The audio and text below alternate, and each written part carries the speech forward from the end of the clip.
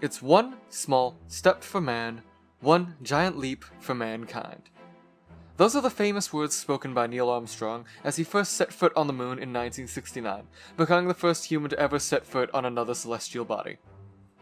Or were they? According to Armstrong himself, those weren't the exact words he said when he was stepping on the lunar surface for the first time. He claims to not have said, "small step for man," but instead, "small step for a man," which makes sense.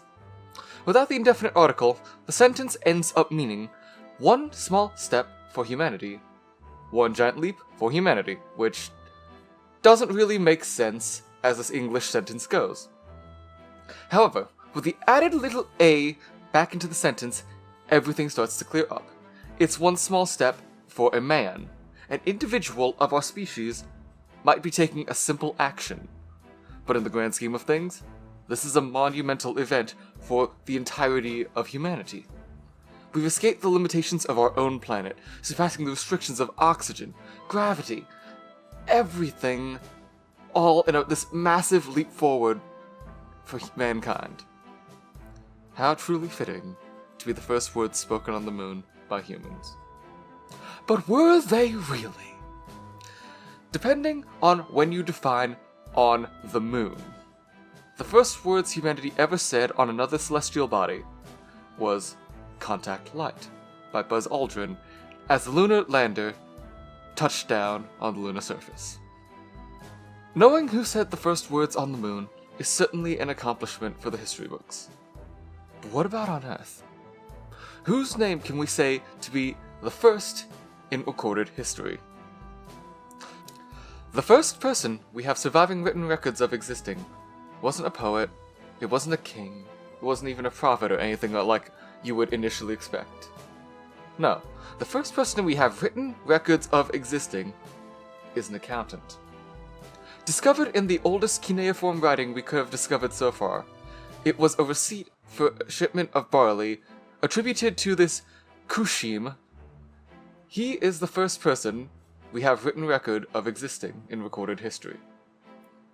Except we're also not entirely sure about that. Scholars who have studied ancient inscriptions are at a loss to discover if, Kushim is an individual's name, if it's a title for someone in position of power, is it an institution? We don't know. What we're more sure of is, a few generations later, there are cuneiform tablets detailing the definitive names of a slave owner by the name of Galsal and his slaves, Enpopx and Sukalgir. The names are on screen because I cannot be bothered to, I am not an authority on how to pronounce ancient Mesopotamian names. But any of them could have been the first humans in recorded history. We're just not sure. But recorded history is also full of recorded firsts achieved by humanity. Our greatest achievements against the natural world and against human limitations, as we pushed ourselves to the very edge of the map itself. The first person to reach the South Pole was Roald Edmondson and his expedition crew in 1911. He was also the first person to visit both the poles as well a few years later, as he also went on an expedition to the Arctic to visit the North Pole as well. The first person to reach the North Pole, meanwhile, is unknown. Now, if you Google this statement, you'll get names like Robert Peary or Matthew Henson. But the records they kept have been subject to a considerable amount of scrutiny, especially by the explorers that arrived after them. Even Amundsen, who reached both the poles and has convincing data of doing so, didn't actually land on the northern pack ice, he just flew over in an airship with his expedition crew. A Soviet expedition in 1948 led by Alexander Kustesov has the earliest verifiable records in which humans have set foot on the geographic North Pole, after they all flew up there through an airplane. It wasn't until 1986 that the first expedition to reach the North Pole without resupply occurred, led by Will Steger. The first person to climb Mount Everest in recorded history was Sir Edmund Hillary, along with his Sherpa guide, Tenzing Norway, and this was a big deal. In the years leading up to Sir Edmund and Tenzing's arrival, it was practically a race to get to the top of the world. Starting in 1921, at least 10 major expeditions and 2 suicidal solo attempts to climb the mountain was repulsed just from Britain alone. It took until Nepal opening its borders in the 1950s that the famous Yellow Brick Road path was open to those attempting the climb that provided a new route to the summit. 22 years later, the first woman to ever climb Mount Everest would be Junko Tabe, who is also the first woman to ascend the 7 summits, the 7 highest peaks on every continent. But 1 year before she started her great climb on Everest, in 1974, Dean Kunst became the first person to walk around the world on foot. Turning our attention from walking to sitting ourselves down in a nice comfortable chair for a few hours, the 1980s saw the rise of action films starring a buff macho man here to dispense justice and kick ass. But the story of such action heroes stretches far back all the way to the ancient Babylonia, to some of the earliest stories told with the first action hero, Gilgamesh. But what's a good movie without a good snack? Popcorn is a staple snack food of the cinema. It's also the first food to ever be microwaved. Now, microwaves are a good way to cook food fast, but they're not fast food. In fact, the entire idea of modern fast food came after the microwave was invented when McDonald's opened in 1948. But let's move on to something a bit more relevant to this channel. VTubers. Virtual YouTubers. Some would say that the Annoying Orange is the first VTuber, and despite how strange it sounds, there is some validity to that statement. Going by the definition for virtual YouTuber that Wikipedia has, virtual YouTubers are online entertainers represented by a digital avatar generated by computer graphics with the general focus of producing videos for YouTube.